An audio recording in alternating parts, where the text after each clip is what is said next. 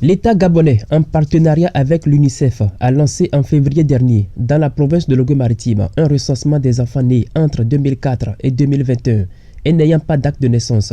Environ 1700 d'entre eux ont été enregistrés pour mesurer l'impact de cette opération. Et en attendant que le tribunal de Port-Gentil poursuive le processus, les différents acteurs y ayant pris part se sont retrouvés récemment autour de Michel Ikamba, spécialiste en protection de l'enfant à l'UNICEF, venu les rencontrer. Il s'est agi essentiellement de la direction provinciale de la famille, de la direction provinciale des affaires sociales, des mairies, des préfectures et des médecins. Le slogan de cette campagne était « Un enfant, un acte de naissance ». Et vous savez qu'aujourd'hui, dans notre pays, via nos villages, nos départements, il y a beaucoup d'enfants qui n'ont pas des actes de naissance. Et que vous savez, aujourd'hui, un enfant sans acte de naissance, c'est un enfant qui n'a pas de vie.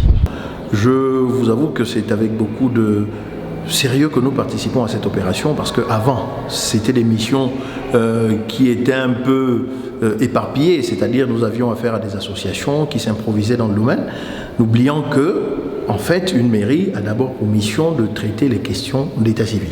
Le droit à un nom est l'un des principes des droits directeurs de l'enfant. Ceux enregistrés pourraient entrer en possession de leur acte de naissance avant la rentrée académique 2022-2023. Nous devrions arriver à faire en sorte qu'avec les maires qui étaient là présents, les médecins qui étaient là présents, les travailleurs sociaux et la société civile, nous puissions ensemble accélérer ce processus pour que d'ici la prochaine rentrée, que chaque enfant qui a été assisté puisse se présenter à l'école avec son acte de naissance en bonne et due forme.